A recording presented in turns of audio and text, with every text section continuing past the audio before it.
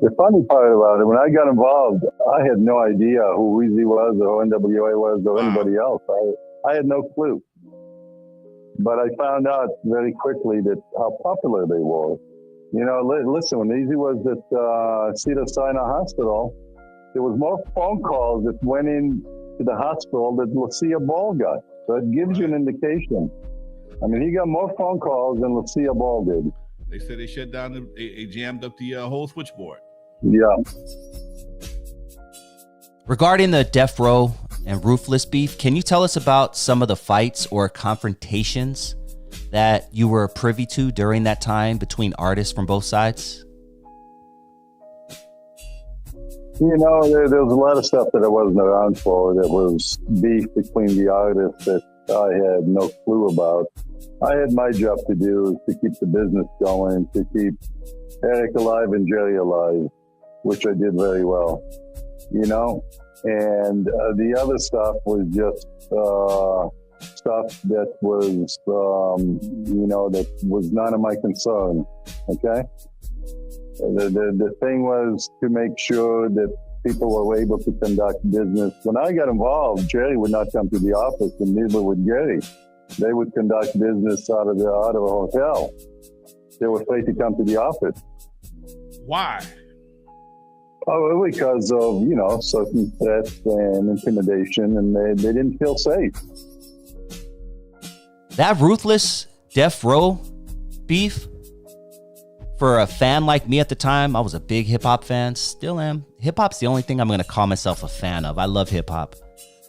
I'm a fanatic of hip-hop, and back then I sure was. And during this time, the Ruthless Death Row situation, there was nothing hotter, man. For someone like myself who loved West Coast hip-hop, this was great. This was like my two favorite wrestlers in the ring, just going back and forth. Eazy-E versus Dr. Dre, and it was just this music that they both were putting out.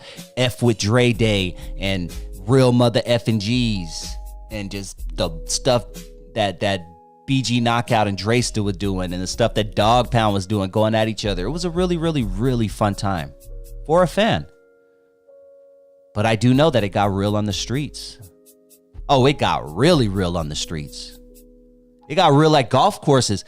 There's a whole situation where Death Row somehow and Ruthless somehow ended up at a golf course together, and then next thing you know, golf clubs are swinging and golf balls are being shoved up people's aces, and it was a crazy melee situation. I think Method Man was there. I've heard several artists interview and talk about this time that they were at this golf course. I don't know how they ended up there. I can't remember. But next thing you know, there's a big old brawl there. It was getting real on the streets. People were getting jumped. Clothes were getting taken. Chains were getting snatched. People were showing up to each other's studios and record labels and places of business.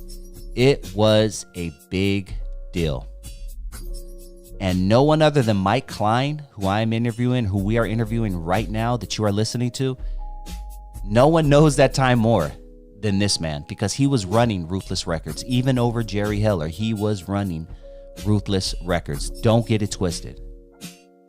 He knew everything that was going on. And just the fact that he was there and he could share these stories with us is so dope to me, because you're not going to get another Mike Klein interview anywhere else at the recording of this. You can search all over YouTube. You ain't going to find nothing on Mike Klein. Now, a lot of people know his story. I guarantee if you ask Suge Knight about Mike Klein, he'll tell you a story or two. But I just think it's dope that we got the chance to interview Mike Klein, head of Ruthless Records Security and Business Affairs, for our channel. My homeboy Alonzo Williams put this together because they have a great relationship going back to the 80s and 90s. So shout out to my boy Alonzo Williams. And if you like this video, if you like this interview so far with Mike Klein, and you want to check out the full interview, because I just gave you a little clip. If you want to check out the full interview, I want you to go to the description, click on the link in the description. Once you do that, it's going to take you to NWA Stories with Alonzo. Once you get to NWA Stories with Alonzo, hit that subscribe button before you do anything. Hit that subscribe button and then check out the full interview with Mike Klein, head of Ruthless Records Security and Business Affairs. It's a true exclusive. Now, before you go over to NWA Stories with Lonzo and start showing him some love, I need you to stick around for a few minutes on my channel, though. Before you go anywhere, I need you to hit that like button for my channel. Please hit that like button. Go on and smash it. Helps me out. And please, if this is your first time joining the channel and you like what you hear, you want to hear more, hit that subscribe button. And if you enjoyed this video, you just might appreciate this bonus clip I'm about to play for you right now. Let's move on, man, to like the late 90s, maybe even early 2000s, mid 2000s. There was a big boom in Latino hip hop, especially here on the West Coast, and Texas was big, New Mexico. Like, there was a big boom where a bunch of Latino artists were selling shit, 100,000, 200,000 physical CDs, a big movement. Did you ever get in tune with that movement back then? Matter of fact, I did, Dusty, back in 2003, man. You know, first I heard of like what it was called at that time, what we still call it to today. It was Chicano rap, man. Chicano rap, and I identified it with that shit like a motherfucker, man. Like, I started bumping more of that shit than anything else, man. Like, obviously at that time, man, that I got introduced with it was the San Diego guys. You know, so like Mr. Shadow, Mr. Little One, like Little Rob and stuff like that, man. It wasn't later on down the line, all these other artists came about, man. But what tripped me out though, Dusty, man, and I don't know if you could remember, man, but I remember Kid Frost and Light of Shit Brown being played on the radio, bro. Oh yeah. Alongside fucking Ice Cube, bro. Yep. Alongside fucking all these mainstream artists, man. Cypress Hill at that time, right? Even though I don't know, they were considered Latino, Hispanic, or even Chicano rap, like that wasn't even their thing. It was Mellow Man basically Ace, hip hop. They were getting played right next to Mellow Man Ace, man. Yeah, bro. All of a sudden, these cats. Yeah. Yes, it was. And all of a sudden, man, years later, you know, these bald heads with white teeth and Ben Davis and shit. Oh no, they're Chicano rap. You know what I'm saying? But anyways, that was just something that kind of like flipped me out and tripped me out and whatnot. But I definitely got involved with that, man. And me personally, I saw a window that back in 2001, 2002, man. Well, that's when I began starting writing my raps, man. I was in high school battling a couple of motherfuckers during lunch and shit. I used to love to battle, man. That was a rush, the same rush as tagging and shit. But it was something with the words and with the beats and shit that was real cool. And I remember, man, like getting involved and recording my first EP, man. I went by the name of SA8, and I went through that door, man, of Chicano rap. I was pushing my CD at that time. I don't know if anybody out there will remember for being familiar with Lil Menace. He was on the Boulevard Records, man, and I remember me taking my unfinished fucking demo to Memo from Boulevard Records, man, and Homeboy fucking loved it, and Homeboy started pushing it, gave it a whole cover, pressed out a 1,000 or two at that time, man. It was 2003 when that shit came out. And I remember going with this cat, man. This dude was on a wheelchair. He had a spot out there at Santa Fe Springs, Swami, man. And every weekend, man, I would help him out. I would freestyle and shit. You know, show my bootleg CD before it was actually it was printed out, man. But again, bro, like I love Chicano rap. Even though at that particular moment of time, like I was kind of like again, even though I noticed that Kid Frost and a lot of shit around were getting played at that particular moment, and this Chicano rap was kind of like, oh, this is something to side. Like, radios can't play this shit for whatever reason or another, right? But we was out there pushing it, bro. I remember flipping CDs, man, and getting money on that, like COD, baby. And that shit was a rush, man. Like, I used to love that shit. You know, getting paid for the CDs in hand, man. And me, like the way I took my CD at that time, it was called SA8. It was 323-213, man.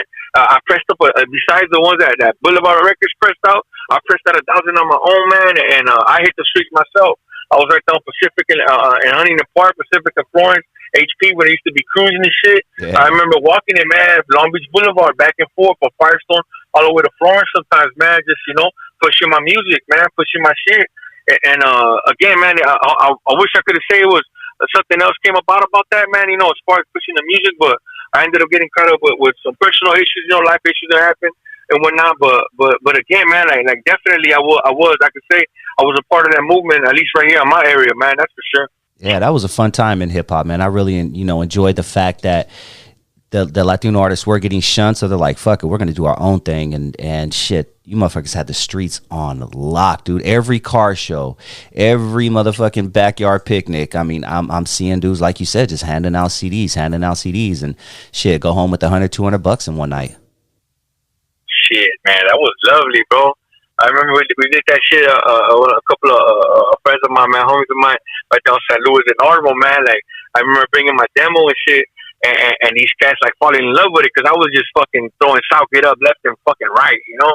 And these cats, you know, identified it with so much, man. One of the cats, you know, his name was Henry, man. He ended up like fucking pressing up burned a gang of CDs and shit. Took a couple of pictures of me, man, and he fucking broke his printer for printing out the little cover to the CD. Yeah. But I remember we hit that night, man. It was right there at the Southgate at Paseo Theater, man. And I remember before we left the block, man, this cat named Miggy, man. He reminds me to this day, yo, Louis, you remember when you told us that we were gonna come back to the block with some bitches, some beer, and sure enough, man. We had some fucking ladies that came through, man. We ended up buying some fucking beer in a bottle and shit, and we celebrated, man. We had a little bit of money on the side. I don't know who the fuck bought the fucking that demo shit, but we came back with it and we scored, and we felt like winners, man. We definitely felt like winners, man. It was like something that we did in the garage, man. It was just something that we threw up in the air, and that same night, man, we came back with it, with that and some, and with the confidence, like fuck. On top of me, man, like, cause I was the one on the CD. I was like, man, this shit could be done, man. Like, this shit could really definitely crack. And that's when eventually, like, I took it to Boulevard Records, and that was a whole different other thing that happened after that, man. But I definitely believed in that shit, man. That's for sure, man. Damn, you remember Norwalk Records? Yes, sir. Yeah, yes, sir. Man, I have some good memories about Norwalk Records. Even the Norwalk swap meet, dog. Just different places where you just went to get whatever hip hop was, because not all the swap meets had, you know what I'm saying, the same tapes. You know, some areas would have certain shit. You're like, oh, I never heard this before. Proper Dose? Oh, shit, who is this? You know, that's how you kind of go around and you start learning about different hip hop in LA, man. And that was such a good time, bro. I didn't know there was a group called Norwalk's Most Wanted, man. Yes, exactly. Same here. Norwalk Records, yeah, man. And that shit was popping. I know so many people who had that CD back in the day, dog. I go to random people's house and be like, oh, shit, Norwalk's Most Wanted. And they live in fucking Artesia or Cerritos or some shit. You know what I mean? Yeah, man. That shit was a trip, man.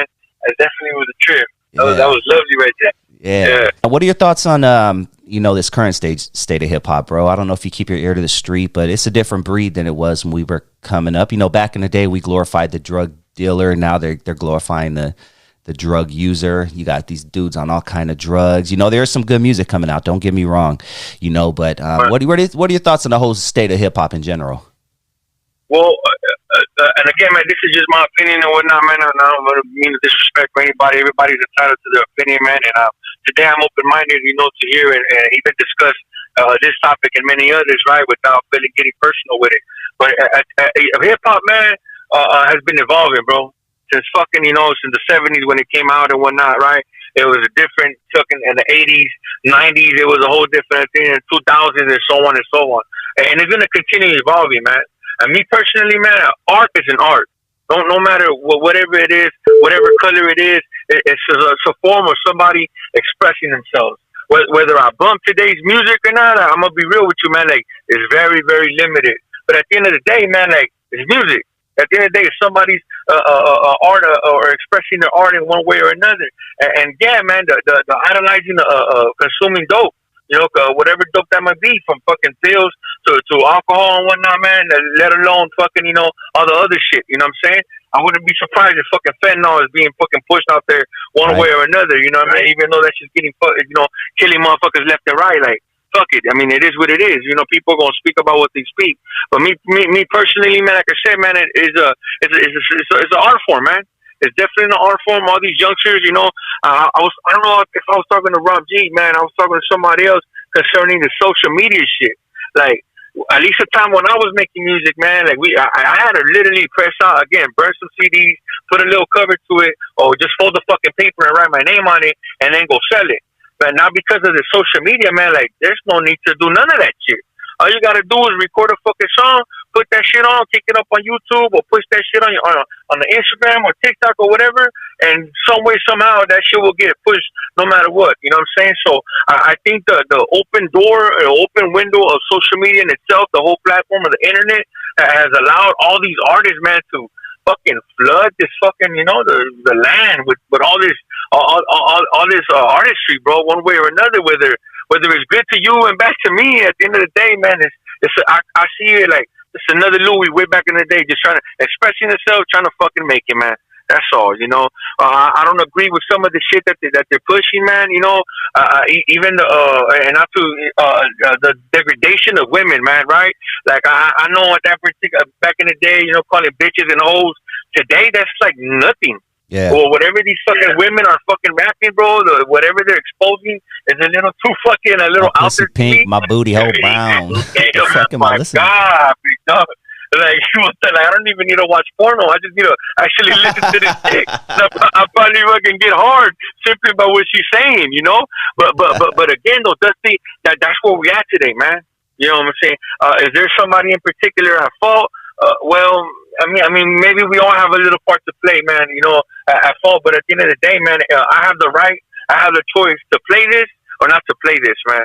Right? Like, I got an 18-year-old son, man, and my son is the complete opposite of me. Like, he don't listen to the shit I listen to, man. You don't dress the way I dress. I'm bald. This fucker got long hair. He plays guitars and shit. You know, I rap. You know what I'm saying? So he's into the punk scene and whatnot, man. And again, it's just a different form of art, man. And hip hop is gonna continue evolving, man. And I think the lack of guidance too, man.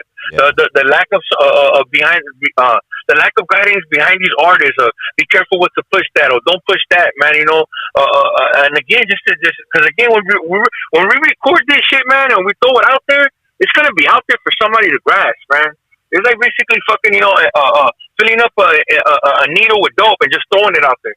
Somebody's eventually gonna pick it up and use it, man. So we gotta be, at least today, my understanding now of this blessing that we have as hip hop, man. Like me personally, I got a personal responsibility, man, of what I put out there, man, because again, somebody's gonna listen to it for whatever reason or another, and there's repercussions and there's consequences of what I'm gonna put out. And I think the lack of that, brother, lack of accountability, man, has had these artists, you know, just throwing whatever the fuck they're throwing out there, not knowing the consequences of this shit. I know not too long ago, I don't know if you recall, man, but maybe about a year ago or so, that there was an incident out there in fucking in Hollywood, bro. Hollywood hired some shit about these youngsters ODing off of fucking they were supposedly buying perks. You know what I'm saying? And they ended up fucking copying fentanyl. If I'm not mistaken, it was over there on that. It was over there on that side, man. But these kids weren't even thinking they were buying fentanyl. They were buying perks. And you hear that shit, man. I didn't know about a perk until I heard fucking Future, exactly, you know, rap about this shit, Thank you. Or even Lil Wayne talking about some shit about lean. I didn't even know what the fuck was that shit, bro. I thought it was.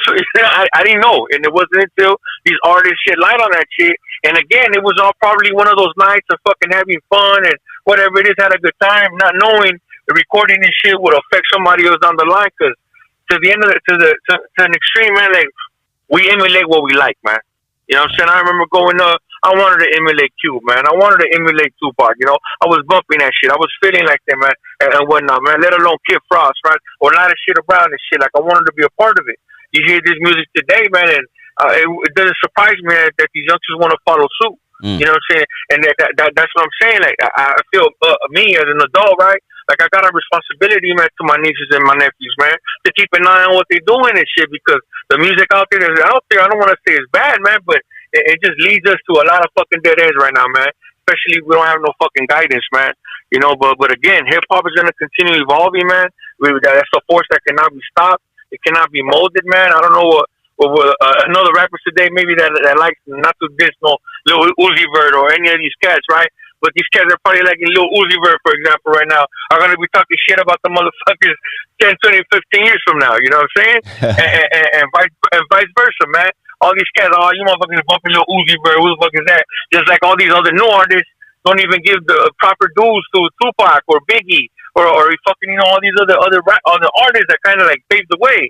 Because they thinking, again, you can't compare the fucking past with the present, bro. There's no comparison. You know what I'm saying? At least in my opinion, man, the artist indents their print at that particular moment of time, and it is what it is. And it can't be compared to the future in the music or even the present artists at the time, man. And again, that's just my personal opinion, but I mean, if hip hop is going to continue evolving, man, and it's a beautiful art form, man. At least for me, man, if it wasn't a hip hop, an opportunity to get behind the mic, man, I would have probably ended up in a worse situation than I did ended up at. But at least I got a glimpse, man. I got a taste of it. That hip hop for me was a way for me to express myself, man. Write down my feelings at the same way, whether they were good, bad, or indifferent. You know, and I was able to express it and was able to connect with other people without even knowing me, man. That's fucking beautiful right there, man. Yeah, man. Hip hop definitely is one of the reasons that I'm still alive today, personally. So I feel you on that. I definitely feel you on that. Yeah. Hip hop kept me out of the streets at a certain age where it was fun in the streets. It was cracking. But you know what? I like recording in the studio just a little bit more. So I'm going to go on and hang out at the studio and do my damn thing. You know what I mean? While everybody else is going to jail, unfortunately, getting shot. You know, I'm recording music. So I feel you on that, homeboy. You couldn't have said it better. Yeah.